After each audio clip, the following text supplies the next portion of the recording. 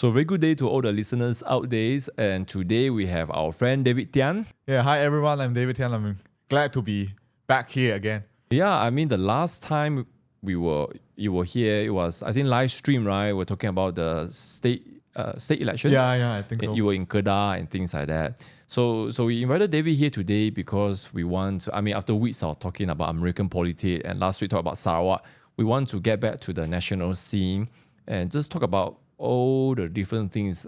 Pre-recording, we had so many interesting discussions, right? And now, of course, I was just saying, what are the recent news, what are the recent trends.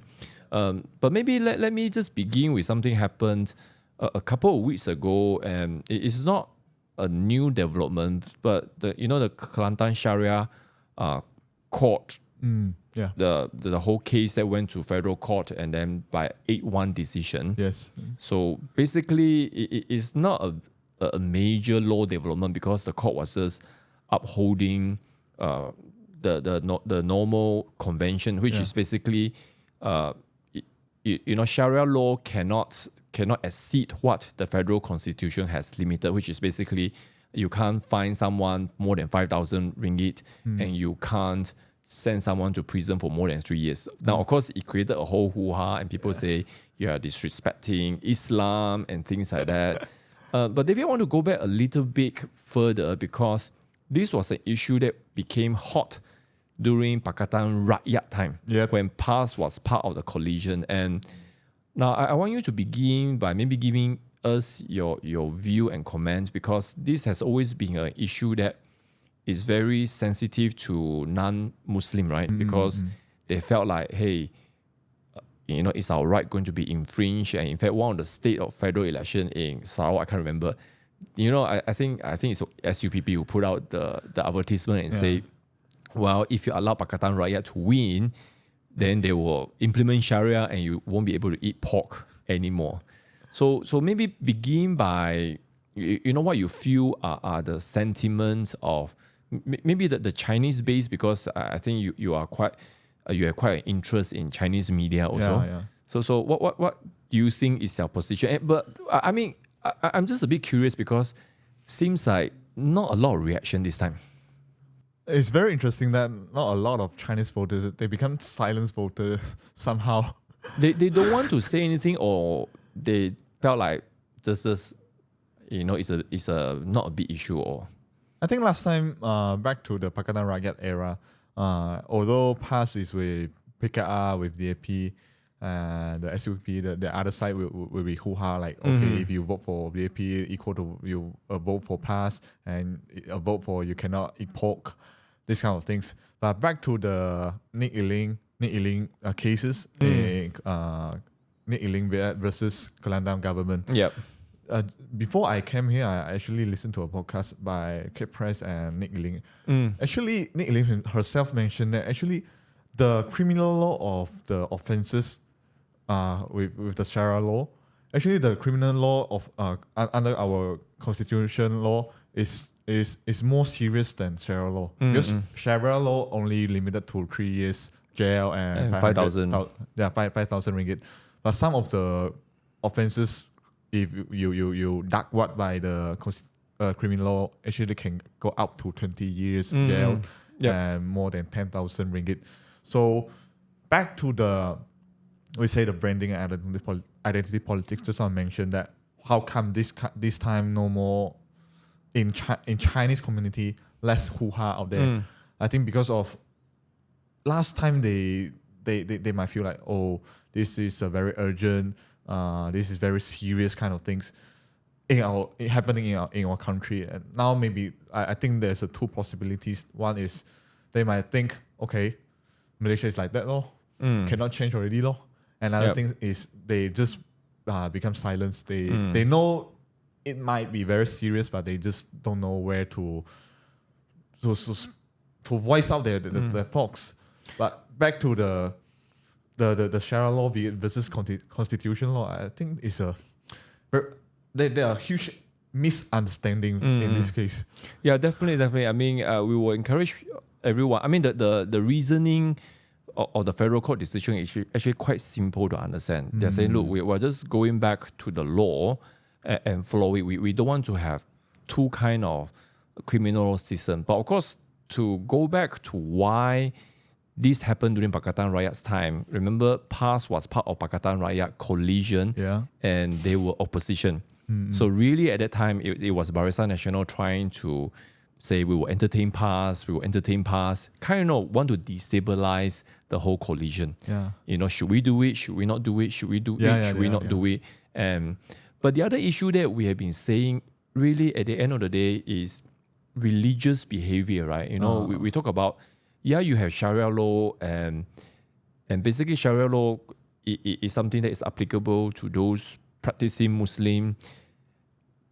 The thing is, if you conform or not conform to your religion, should that be a criminal behavior? Now, I know people will argue, well, my religion says so, but then again, if we come back to, if we are truly a multicultural nation, then you need a rule of law that is fair to everyone, right? So those days, I remember the Bar Council came out and say, well, let's say we have, three, a gang of robber, a Malay, Indian, and Chinese, all decided to rob someone, kill someone, rape someone. And then all of a sudden, the Malay guy, if there is a separate Sharia law, they will be charged under the Sharia law, and the penalty could be higher or lower. So that means the victim will not be getting the right justice. You see that they're coming from natural justice point of view. Then of course talk about the inconsistency. At the end of the day, let's say you appeal to all the court, but in the end you still need to have the highest court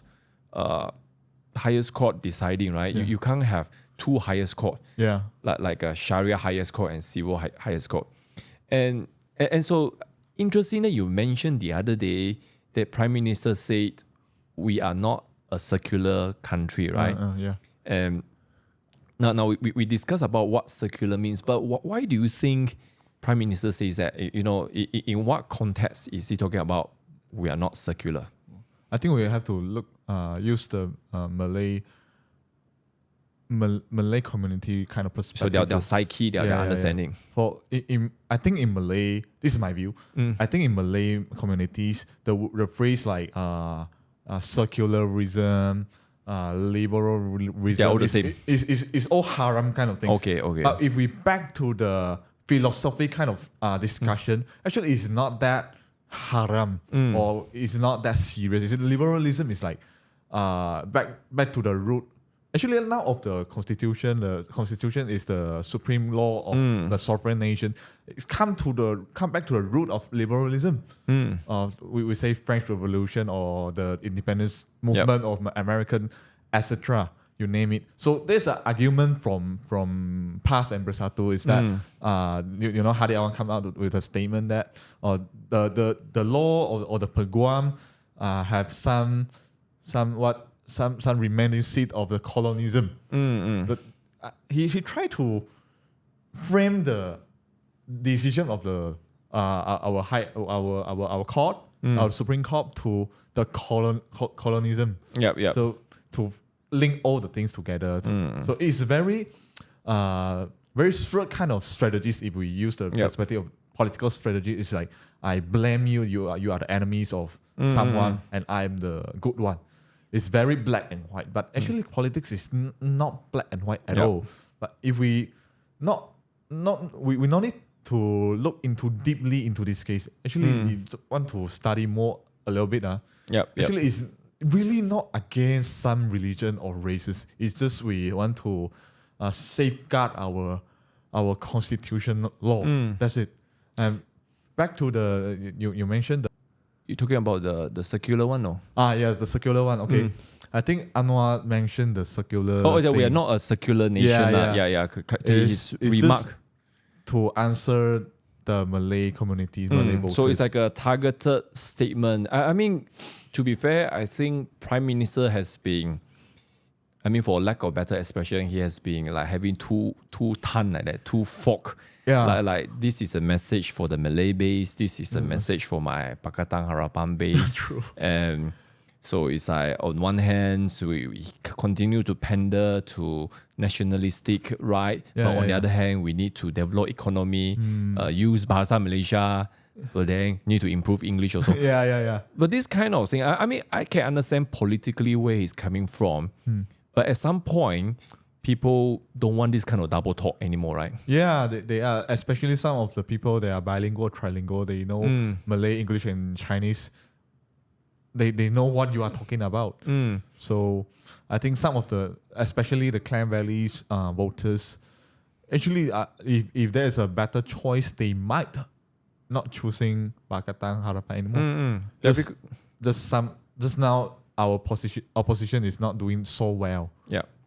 Yeah, because they feel like everything, when we think about Pakatan Harapan 2014, they have the Buku 2014, and then 2018 they had the Buku Jingga, the supposed reform, and then it's all happening. Then of course the other day Bersih had a very, very tiny rally, and that's why that's the other thing, are people kind of giving up on reform? When they say Bersih, it used to attract a lot of people. I think the other day the report said less than 100. Of course, it's very ad hoc and things like that. Even the whole organization has changed now. Of course, Prime Minister did see them and he said he will be agreed. But he is the typical discussion, not going to commit to concrete stuff, and it's more like we'll see what happened. But before we go there, we'll go into that in a while. Just on the whole Shariah case, we're saying that you were saying that maybe people don't care and they become silent voter, but we won't have any substantial or significant election for the next couple of years, right? I mean, the next big one will be Sarawak state election. Sabah first, I think. Sabah first, and then Sarawak, and a lot of this national Islam issue not going to be a factor in those places. But it is Zaid Ibrahim who came out and say, look, we are not a theocracy. And he said that very clearly. And in fact, I was just doing some referencing, even as early as 2004 or 2014, I can't remember already. He already said, look, we don't have as a top lawyer in the country, he said, we do not have dual legal system. We don't have Sharia and civil. Don't confuse. We have Sharia because certain religious behavior, you all want to govern yourself. But that is not a criminal system per se. And so most of the Sharia application more on, more in terms of if they want to leave their faith, they need the Sharia court to approve Muslim wedding, division of property, custody of children. I mean, if you agree to marry under Islamic law, then property and children and relationship should be dealt there. I think we had no issue with that because that's your private affair. But in terms of national interest, national security, criminal, Zaid Ibrahim basically said we don't have a dual system because it will be anarchy, in terms of there's no consistency there. So if you want to be like, it doesn't matter, Prime Minister is just trying to, assure the people, assure the more conservative one. And which is interesting that you mentioned secular, liberal, haram, they all kind of lump it together, right? But we were just saying, right, in our view, secular, we are really talking about civil law. We are really talking about our common law system, our constitution, which is the highest law. We're not talking about the Western liberal kind of thing, the wokeness, which we all don't want. We will object them even more than the conservative. But that seems to be the way it is played in the media. And when people look at the Kelantan decision, they felt like, people like Hadi Awan try to frame it as an attack on Islam. And I think, the linking you mentioned to colonial is pretty successful, right? It's kind of it's working now in the unfortunately maybe our Malays communities, but it's interesting that you look at the underlying political attack and oppose and defend kind of game. It's really you need to think about at the end what, as a people, as a voters, what have you gained by this kind of political attack and offense and defense? Is really your feeling Are you feel offended by this kind of decision? Actually, what Nick Eiling cases actually just proclaim that, okay, this is Malaysia again. It didn't change much. That's it. Maybe because they feel offences because of that law are passed by the Dewan Undangan Negeri of Kelantan. Yeah. So that's it. They feel, okay, why you are attacking our religion? But actually, in our think, my view is like, it's really not a big deal. It's really like, okay, this is what Malaysia like, and most of the Malay actually agree with that. Why only this case you suddenly get emotional? You mentioned some maybe the religion or races being the Ugut, the Ancham. Yeah. Why? Is it really that easy to Ugut and Ancham? I don't think so lah. And that's why I was just checking. I think this is this is quite recent. This is 12th of February 2024. I think it's Ibrahim, and he was just talking about, because the comment coming out, actually, of course, this is this is from Kelantan government. This is supposed to be the past alliance kind of thing, or the green wave. You say green wave is over already, but it's from there. But then I think when Zaid came out and he was like, when UMNO say you also want that, he was very astonished. He's like, why do you want that? Because this is the very thing that caused you to lose power in federal election. And so I think one of the things he mentioned about this is, look, the Shariah is really for personal religions kind of thing. It's like, is your faith so weak that you need this kind of organization? I mean, when you keep on saying that you need more and more religious law, you're basically saying that your faith is very weak. I mean, it's like, this is what he said, we were just quoting him. Yeah, but anyway, I think enough on the Kelantan one. And I mean, it's like, I don't know, maybe in days to come, there'll be more discussions. And you can see in Sarawak, for example, people want to talk about this kind of religious freedom, right? Okay, let's talk about now. Of course, I think we're focusing. Now we have a new Argonne, and more than 1 year since general election, no significant election coming out. So basically, there is very little reason for Prime Minister to be very defensive anymore in terms of his agenda, right? I mean, that means, because in the past you can say, if he push reform too much, maybe the Perpaduan will fall apart. UMNO won't like it. Things like that. But now, really, very little reason, right? So let's talk about the reform and going forward, right? I mean, how maybe you can just give us your general view.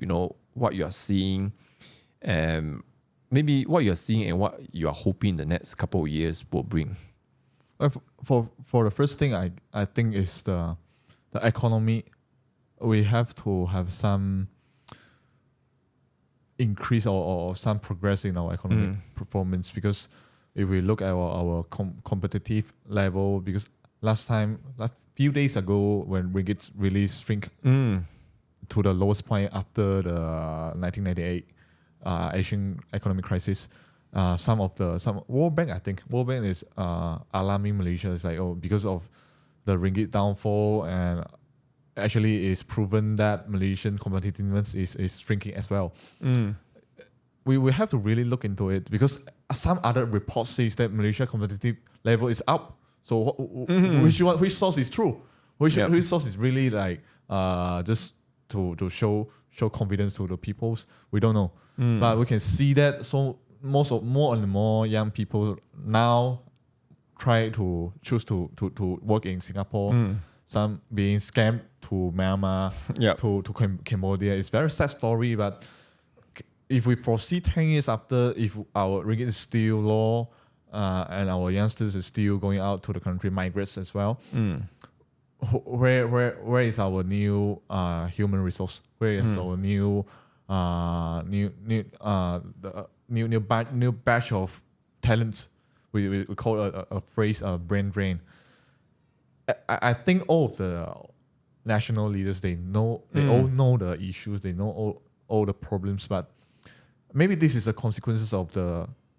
To be fair, maybe it's a political unstable past decades, and also most of the we are more focusing on political gaming instead of really rebuilding our nations. So if now our prime minister have the majority support by the MPs, we so-called the Kestabilan politic, he have to show himself. He has to perform. He have to perform. He have to prove, or else next term he might be replaced by other people. Yeah, because you know, for the 15, 16 months, kind of don't want to take. Of course, they announce budget to fix here and there. They say cut subsidy with Padu. Now, of course, Padu is another topic. It's like, okay, we'll talk about Padu in a while, right? And then the whole thing is, now the Agong can come out and say, I'm not going to entertain change of government so easily. Now, of course, from a constitutional law point of view, it's not a very right thing to say. Yes. Because it's like, well, if someone can cause the parliament, the prime minister to lose the confidence of the parliament, then government can be changed. This is the law. You shouldn't say that it cannot change. But I can understand where he's trying to come in from. He's trying to create some kind of political stability and to say, look, Anwar, you should be free to do what you want to do for the next 2 years. Then people will judge you for the better or for the worse. Yeah. So would you agree that, like, he in the next, I say 2 years, but even in the next 1 year, if he doesn't perform, heads will be rolling from his own government? It could be. It could happen. To be fair, actually, Anwar this year, the New Year speech, he really highlight this year goal is economy. He strengthened 3 times. So we can see the policy is ongoing, and with the subsidy thingy and all the things. The thing is not that whether he is doing the changes. I think the government is doing the changes. Yes, they are. The subsidy things and the SST. We might be, this year might be not be a easy year for all the Malaysians, but we have to go through it. That's it. But the point is, what if after 1 year of this kind of uncertainties in economy, the ringgits and the subsidy, and the outcome is not good as we expect? Yeah, I mean, when you look at many nations facing economic crisis, you look at Argentina, you look at parts of Europe, we have Japan and United Kingdom going into recession, and Australia not doing well. So it's like a worldwide kind of thing. But when your fundamentals are weak for a long time, and we can talk about, seeing Sheraton, then COVID overspending. They were just saying that when they look at the number of ringgit being printed the last 10 years, like all nations print money, but Malaysia apparently is one of the top printer. Okay. So that means this big. I mean, of course we have. Economists have all their theory about supply and demand, but one of the factor for inflation is really when you print more money. Yeah. Because let's say today we have 100 billion paper in circulation. Imagine in 10 years time you have 200 billion. Basically, whatever you have 1 ringgit now becomes 50 cents in 10 years time. So this kind of thing cannot be easily rectified.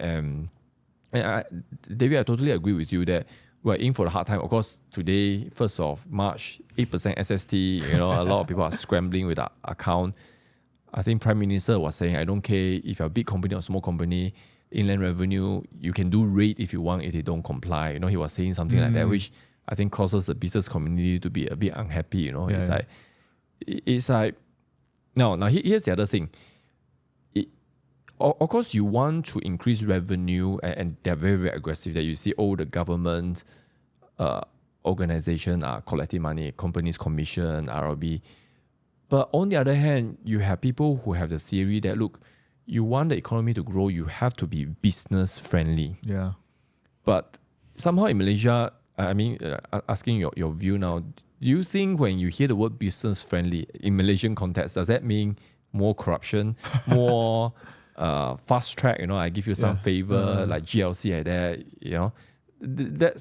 That's how people understand business friendly. But of course, you look at like US like that. When they say business friendly, they are really talking about less rules, easier way of doing business, less compliance in the sense that you want to encourage business, and only when they reach a certain amount, like for example in Australia, you don't need audit unless you are like a 10 or 20 million revenue company. Malaysia, you still need to audit even if you are more than, now I think it's 2 or 3 million. So a lot of compliance, but of course they are trying to deregularize. But what do you think? I mean, from what I see, it doesn't seem like there's a lot of business-friendly policy. There's a lot of saving policy. Cut costs. But I haven't seen a lot of business-friendly from our administration so far. What do you think? There's a saying that if you want the economy to do well, you have to spend more. In Chinese, we say it's not you 节流, it's your 开源. You cannot 节流, you cannot save so much because your economy is dead. You spend to develop you spend whatever, just you make all the economic cycle running. But I'm not pro in economy, but I really feel like maybe this the government, what government's doing is more, it's like we cannot have another experimental testing. Okay, they just have to do whatever they can. And now, okay, some of the SME, some of the big company have money, take it. But is it causing a bad economy or business surrounding? I guess so, maybe. So there's a saying that we are attracting FDI because of the China-USA conflicts and blah, blah, blah. But we really cannot hope for the foreign international politics so much. We cannot rely on that. Okay, maybe in the 1990s, the whole global economy doing well and we do well. But now seems like we are not doing well. International politics and the economy is not doing well as well. So back to your questions, that what is my view? It's really, I always believe this kind of theory is that we cannot fix on one theory. We cannot fix, like we just tax the rich, all the rich, and all the rich can go to Singapore. It doesn't work like that. But we also cannot let all the business tycoons become real tycoons. In Chinese with 寡头. It's not good as well because all the tycoons, if they are rich like that, they actually they have power, and it's not good because all the tauke, if they can easily affect the policy, and you really become a false state. So Malaysia actually is not in a good situation. So Anwar is really, he must deliver in this kind of situation. So I think compared with the past Prime Minister, to be fair, Anwar is not doing that bad so far, but yet we only can judge his performance maybe after 10 years. That's what some of the politicians were saying. Look, the general election is for 5 years, so please judge us after that. I think fair enough. But of course, people have day-to-day concerns.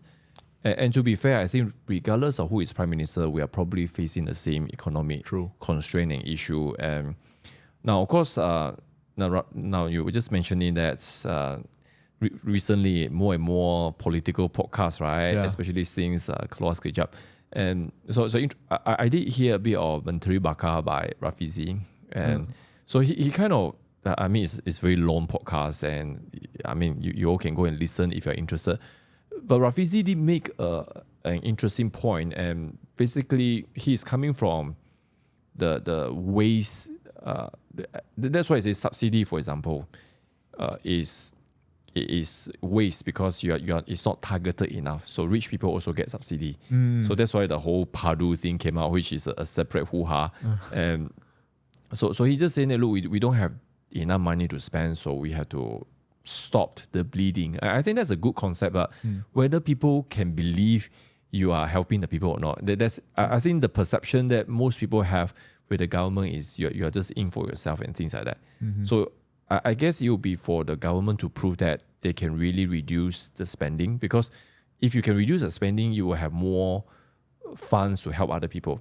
Like recently, the health minister just announced they used to have a Madani health insurance, right? Then he said it's being discontinued because it has been used up 75 or 76%, used up already, no more money. And I don't know if you realize this, the last couple of weeks, a lot of private health insurance increased their price, some even by 20%. Wow.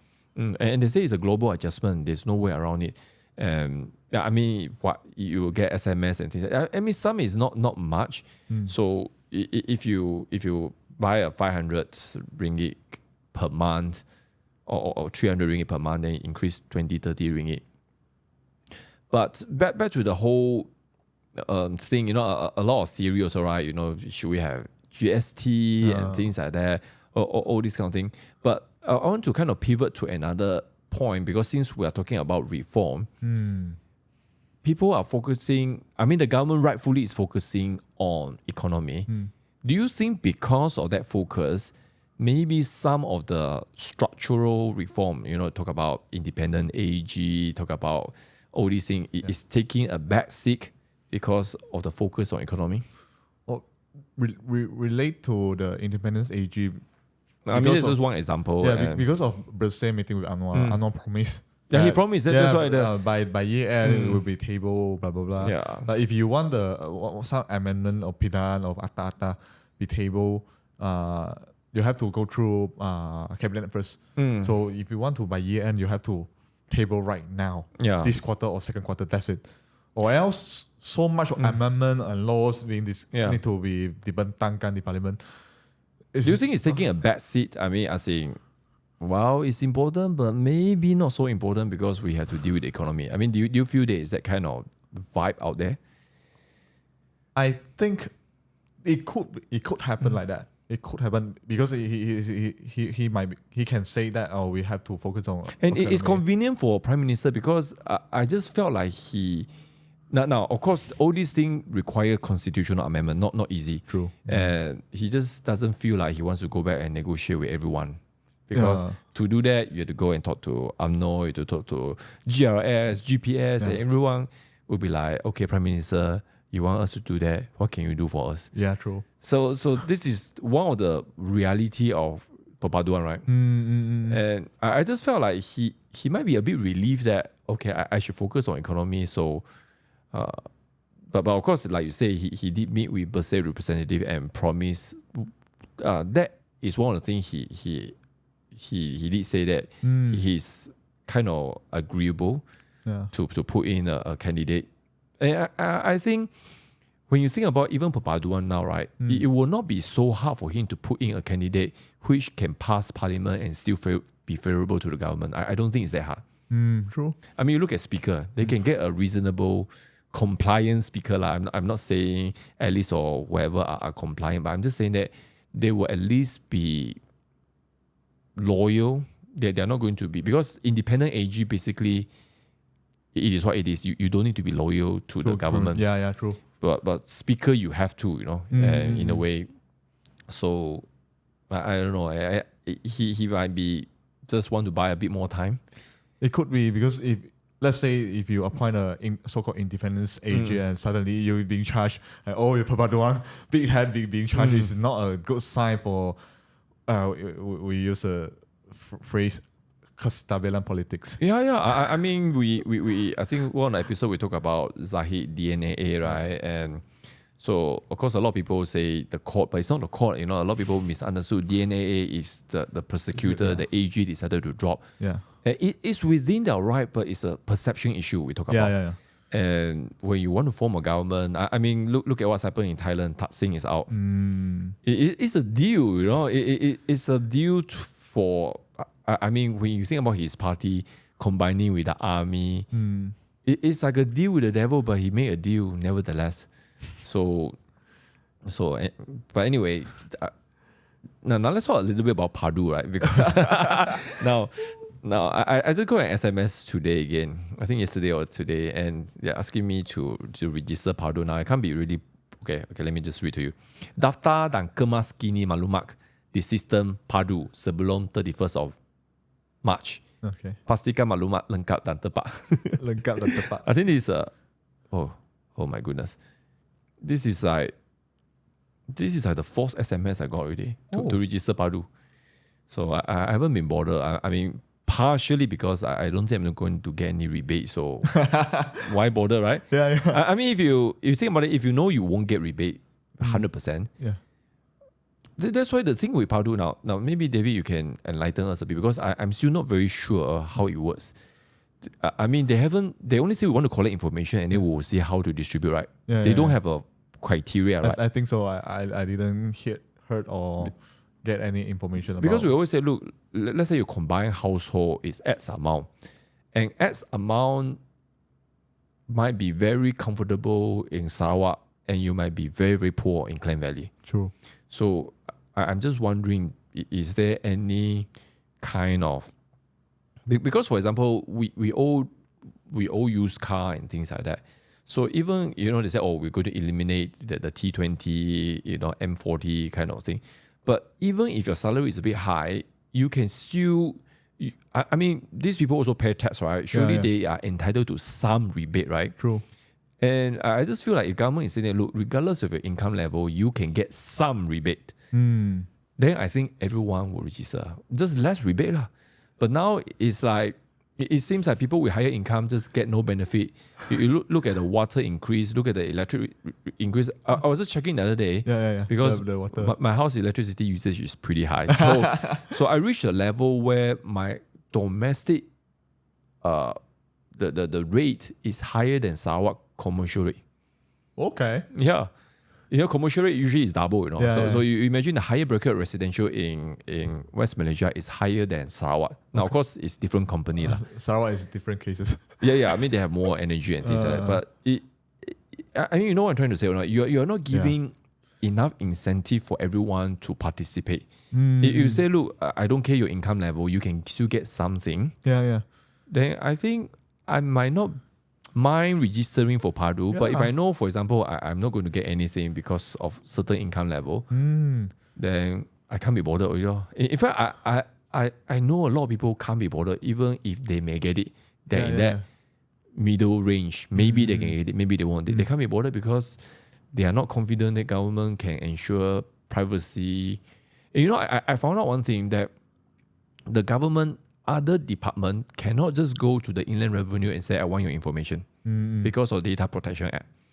They can get certain things. If they want to do investigation, if you don't pay tax, you don't pay your student loan, you cannot travel. Immigration can use the data to stop you, for example.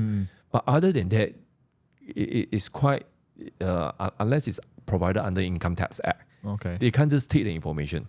So that is the reason. But somebody was saying, is it you or another person who they were saying they register and towards the end they wanted some information on, then you just leave it empty and it's still done. Almost felt like it's a KPI kind of thing. I think so you have submitted, right? I have registered, but I yet to submit my information because to be fair, I have some. I think I have the same concern with as you, because why I need to give government my private information. That's it. Okay. And the second thing is, I found out most of the so-called middle class people, they really don't bother to get a rebate from government because that kind of they feel cash, they won't get it. First is they feel they won't get it. Second is the amount is not that big to risk your information. That's it. So, but that's not a point, a very interesting point. If you make the rich people to have the passionate to register these kind of things, it will change whole narrative, whole registration of PADU. Because I was just thinking, the other day I was just thinking, what will really cost people to register? You know what? It will be, if petrol is 450 tomorrow. Just increase the price first and then say, look, everyone will get something. If you register PADU. Yeah. Even if you're the highest bracket, you still get something. Maybe you only get 1% or 2%. But people are like, they just want some rebate. I don't know. I think feel good for a while. If you take the subsidy away immediately, but of course, of course, you cannot be so irresponsible because if you do that, certain businesses can really die. You know? If you're in transportation, immediately GDEX or whatever say, okay, our local courier, you buy from Lazada, is $4.99, now it's 10. Oh yeah, you know, so inflation. I understand why they cannot do that. It is very, I mean, petroleum subsidy is a huge thing. If you take away I think by most estimation is double the price. Or even more. These actually were subsidizing the half of the price. I think some of the content creators from foreign countries, they come to Malaysia. It's like, can you believe that the drinking waters in Malaysia is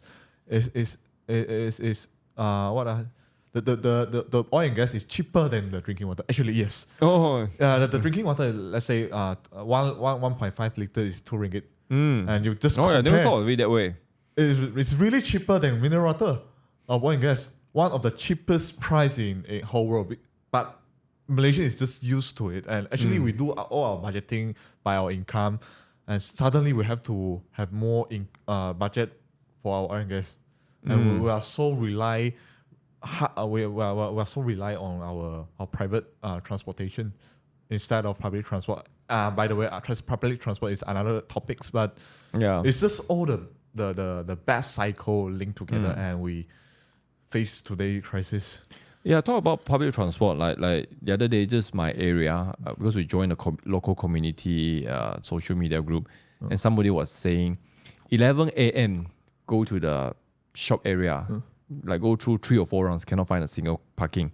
Then of course you always get comment. People say, "Oh, should improve the public transport," but it's not so easy to improve the public transport. Exactly. You can put in billions of ringgit, you won't get anything usable for the next 10 years. Yeah. So I think people driving like recently, because you have to work further away, you also get a car, right? Yeah. So we can't get away from that cycle, and it's just what's the thing I wanted to say already? Suddenly I can't remember, but why I mentioned this. Public transport and with the subsidy kind of things. Subsidy, Actually, I wanted to talk about, maybe I talk about something else and then we come back. And it's like, we talk about efficiency, right? And of course, another big news recently is the tourism minister. I mean, it's like, actually, I don't think I ever remember any minister fire their director general. I can't think of DG, in news. It's very serious, because DG is like you are the chief civil servant. Basically the Pangara of the whole ministry is very, very senior position. And to kind of go, I mean, I can understand he was a bit defensive and angry. But of course, I mean, the minister has the power, and maybe the way he do it, not correct.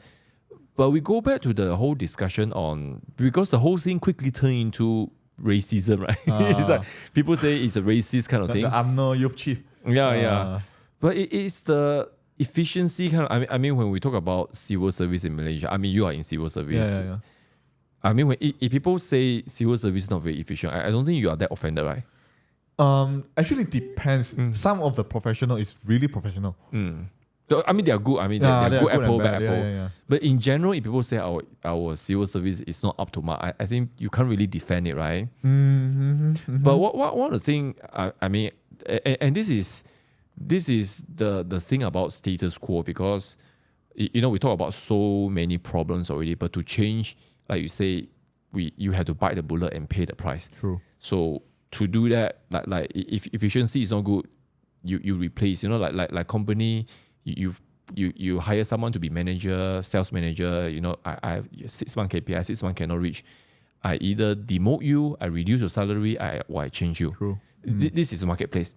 So, but it seems like in government we don't have that. But it seems like tourism minister wants to do that now. I don't know. He's just making an example, but it's going to cause unhappiness all around, right? We always say civil service in Malaysia is a sacred cow, cannot be removed. But you have been hearing a lot of people saying, right? I mean, the expenses is just huge. Huge. My father always say because of the pensions, his generation, you know, they all have pension. Those days before his generation, a lot of people, once they retire, they die very quickly. But his generation, a lot of them survive.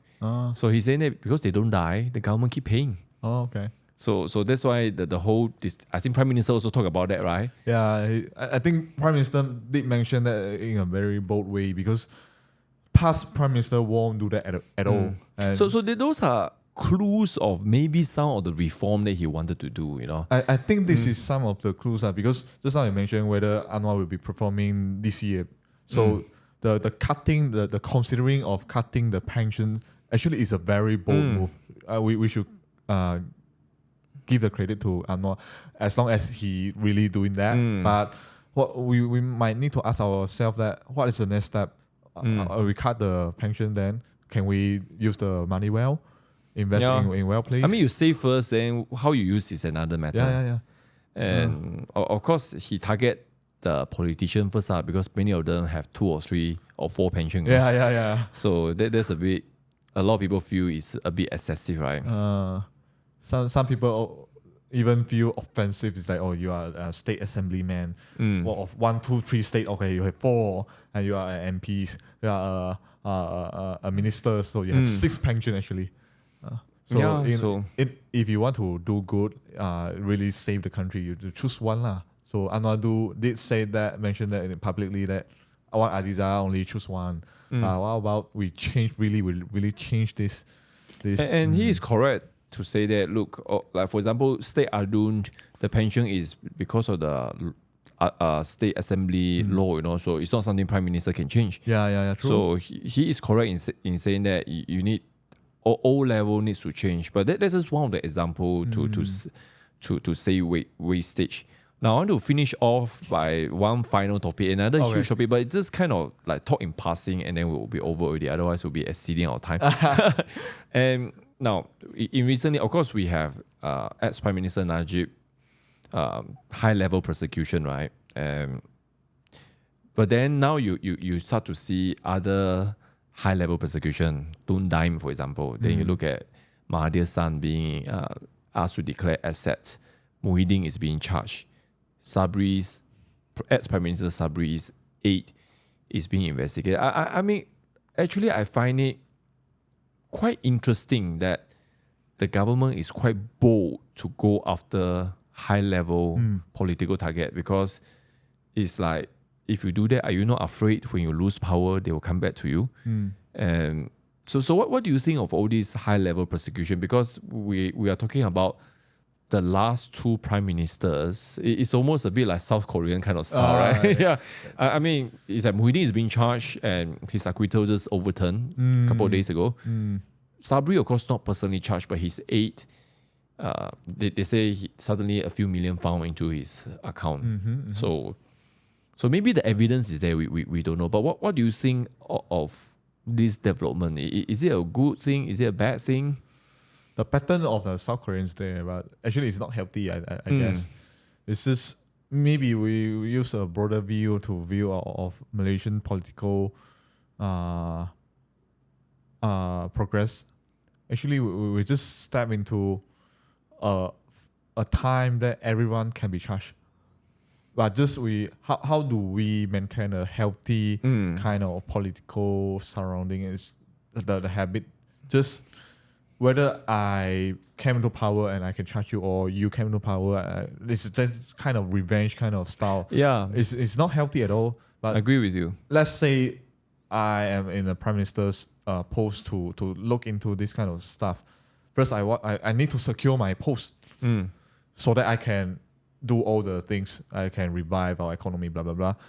And another thing is, I think there's a possibility that this kind of tycoons being charged, maybe because they really have so much of money that can contribute to our nations. I don't know. There's a view, but also that maybe just they want to show the people that actually we are against corruption. Actually, we have not compromised in corruption and etc.